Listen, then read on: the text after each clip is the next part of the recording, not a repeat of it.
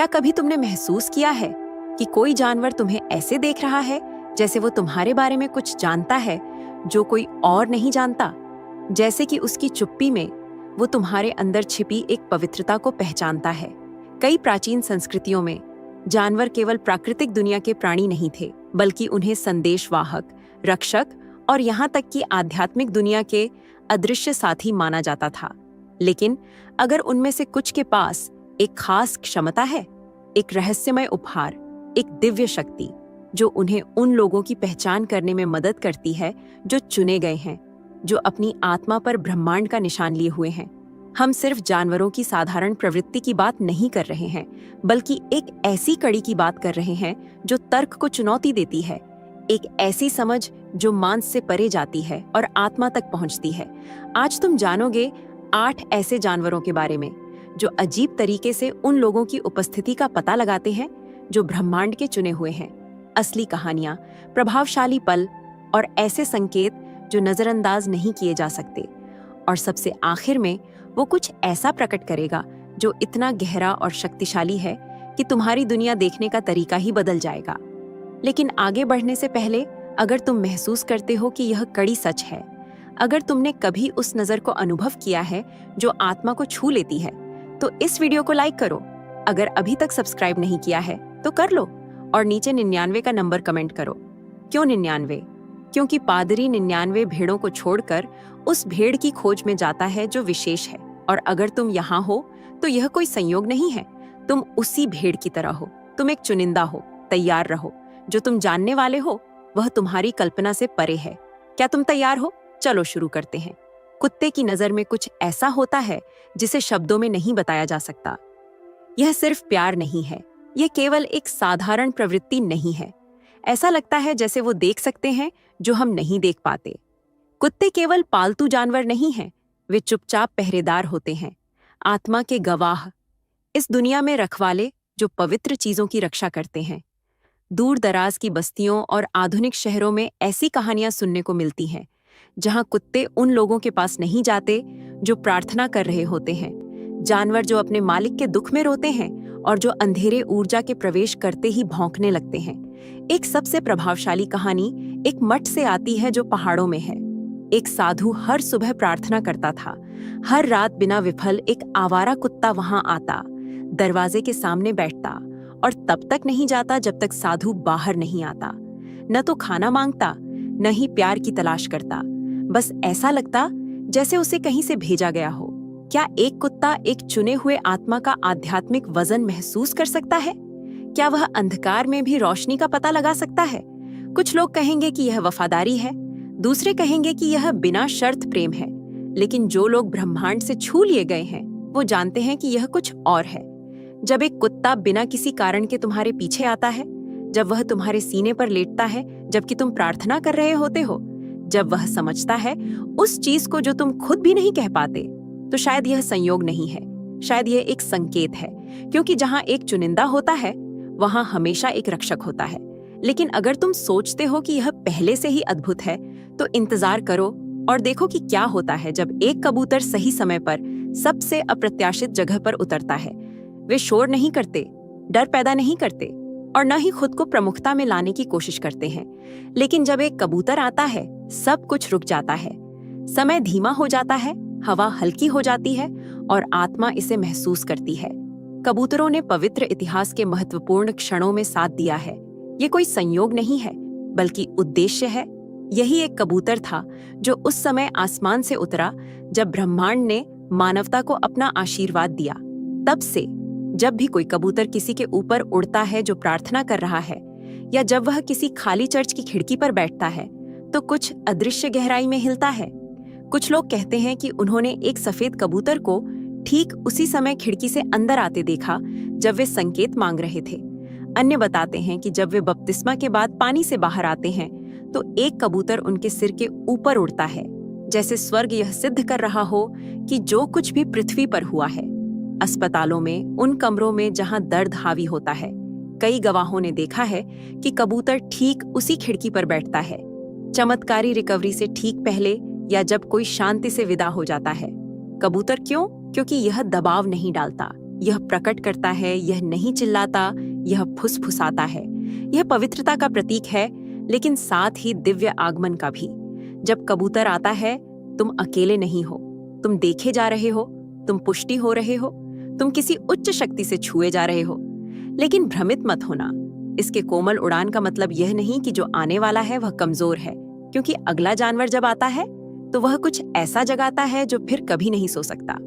हर जानवर जब अनजाने को महसूस करता है तो सभी नहीं भागते, कुछ रुकते हैं, देखते हैं और सम्मान के साथ झुकते हैं। ऐसे ही होते हैं घोड़े, भव्य, शक्तिशाली, लेकिन साथ ही मानव आत्मा के प्रति गहराई से संवेदनशील।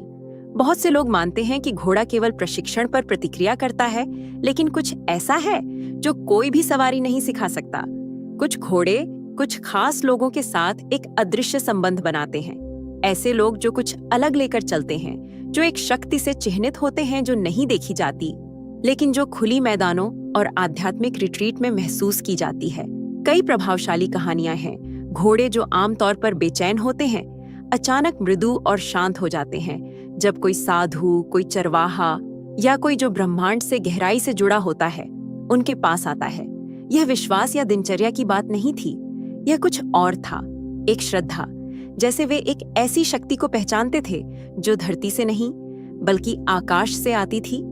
एक दिल को छू लेने वाली गवाही बताती है कि एक बीमार बच्चे को एक फार्म में ले जाया गया था जो उसकी चिकित्सा का हिस्सा था। घोड़े कभी भी अजनबियों के करीब नहीं आते, लेकिन एक खास घोड़ा जो सबसे कंजूस था उसके पास आया। वह उसके व्हीलचेयर के सामने रुका और धीरे धीरे अपनी पेशानी की पेशानी पर रख दी।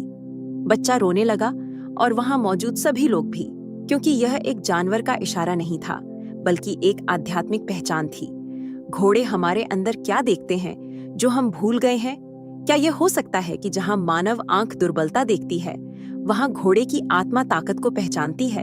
और यदि ये प्राकृतिक दुनिया के विशाल जीव अदृश्य के सामने झुकते हैं, तो वे हमें क्या सिखा रहे हैं? लेकिन तैयार रहो, क्योंकि जो आगे आने वाला है वह शांति नहीं लाता, बल्कि आग, शक्ति और एक ऐसी शक्ति लाता है जो हर जीव में सम्मान स्थापित करती है। सभी गर्जनाएं धमकी नहीं होती, कुछ आध्यात्मिक दुनिया के लिए चेतावनी होती है। यहाँ एक भगवान का पुत्र है, उसे छूने की हिम्मत मत करो। सिंह शक्ति, शाहिता और प्रभुत्व का प्रतीक, लेकिन साथ ही शास्त्रों में दिव्य अधिकार का प्रतीक। बाइबल में इसका उल्लेख किया गया है, बल्कि इसका गुणगान किया गया है। खुद मसीह को यहूदा का सिंह कहा जाता है, क्योंकि यह केवल शक्ति का प्रतीक नहीं है, बल्कि यह सुरक्षा का भी प्रतीक है। क्या कोई ऐसा जीव है जो ताकत और सुरक्षा का सही प्रतीक हो? लेकिन सबसे ज्यादा चौंकाने वाला तब होता है जब सिंह हमला नहीं करता। जब किसी अनजाने कारण से एक धार्मिक व्यक्ति उस जानवर के सामने खड़ा होता है और वहां कोई हिंसा नहीं होती, सिर्फ एक चुप्पी और सुरक्षा होती है। क्या तुमने डैनियल की कहानी सुनी है, जो शेरों के गड्ढे में फेंका गया था? उसे मारने के लिए डाला गया था, लेकिन शेरों ने उसे छुआ तक नहीं। क्यों? क्योंकि उन्होंने शाश्वत की छाप को पहचाना, क्योंकि उन्हें पता था कि वह आदमी अकेला नहीं था, उसके साथ एक उच्च शक्ति थी और वो इसे जानते थे। आज 21वीं सदी में ऐसे गवाह हैं जो किसी दूसरी दुनिया से लगते हैं। अफ्रीका में मिशनरी लोग ऐसे शेरों द्वारा सुरक्षित रहते हैं जो उनके पास आते हैं, उन्हें देखते हैं और उनके साथ लेट जाते हैं जैसे वो पहरेदार हों। ऐसे पर्यटक जो सवाना में खो जाते हैं, उन्हें खाने के लिए नहीं बल्कि एक ऐसी झुंड द्वारा नजरअंदाज किया जाता है जो जैसे मंत्रमुग्ध हो गई हो किसी अदृश्य चीज के कारण। क्या शेर अब भी एक उच्च आवाज का जवाब देते हैं?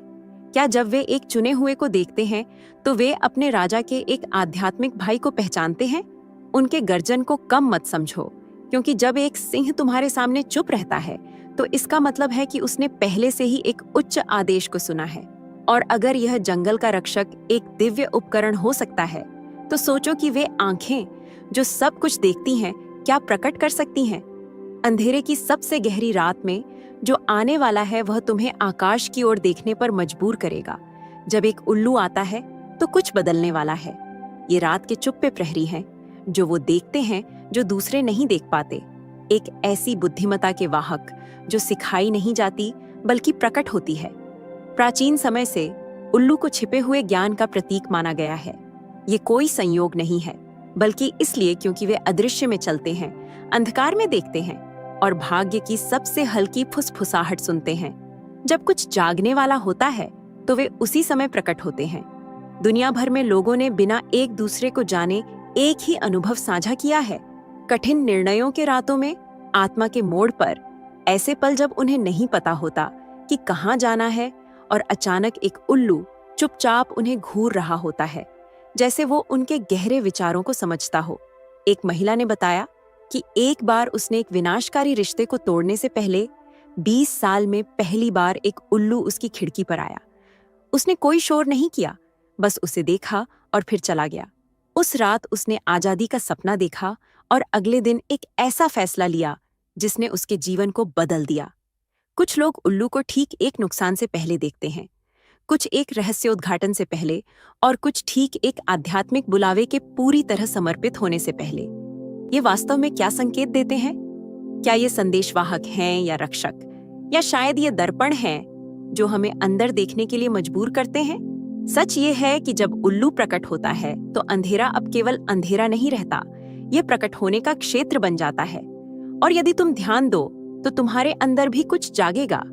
लेकिन हम अभी अदृश्यता की सीमा तक नहीं पहुंचे हैं, क्योंकि अब जो आ रहा है वह न तो चलता है न उड़ता है, बल्कि ऐसे आयामों में सरकता है जिन्हें मानव आंख मुश्किल से समझ पाती है।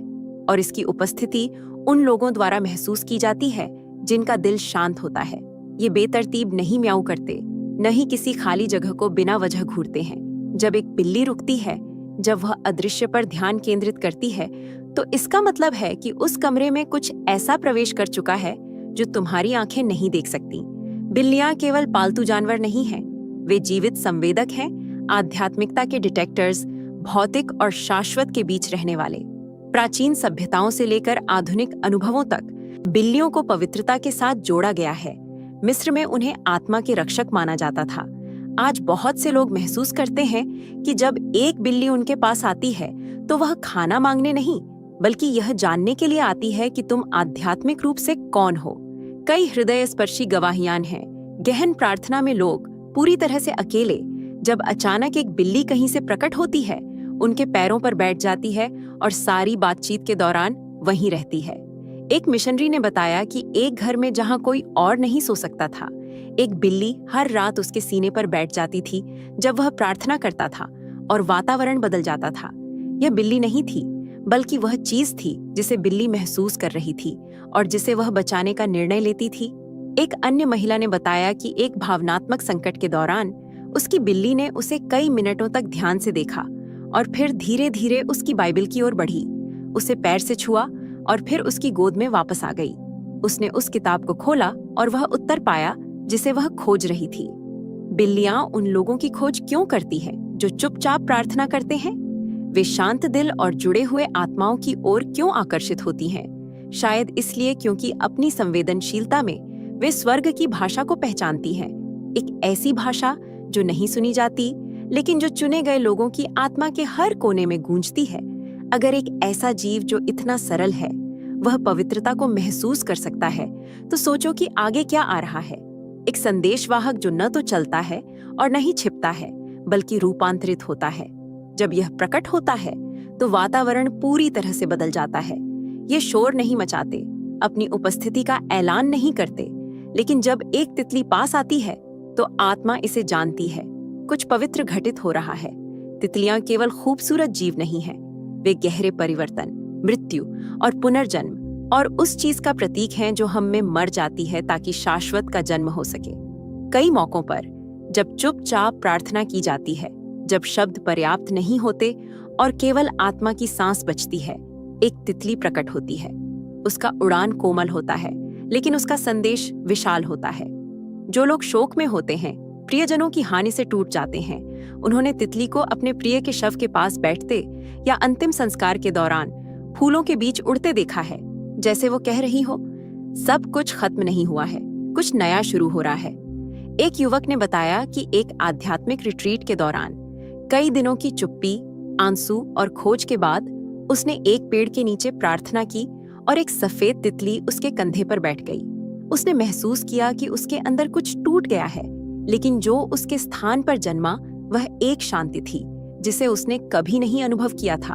चौंकाने वाला केवल तितली नहीं है, बल्कि वह पल है जब वह प्रकट होती है, गहन विचारों के क्षण, ऐसी स्थितियां जब आत्मा सबसे अधिक ग्रहणशील, संवेदनशील और शाश्वत के प्रति खुली होती है। वे हमें क्या बताती हैं? क्या ये हमारी प्रार्थनाओं के उत्तर हैं? ये उस तरीके से हैं जिससे ब्रह्मांड हमें याद दिलाता है कि दुख के बीच भी कुछ सुंदरता जन्म ले रही है। शायद ये स्वर्ग के फुसफुसाते हैं, नाजुक पंखों में लिपटे, लेकिन एक ठोस उद्देश्य के साथ, दिखाना कि जो अंतिम प्रतीत होता है वह केवल कुछ महान की शुरुआत है। और यदि तितलियां परिवर्तन को प्रकट करती हैं, तो अगला जीव उस चीज को प्रकट करता है जो स्थायी है, जो ऊंचाई से देखता है और नीचे उतरता है।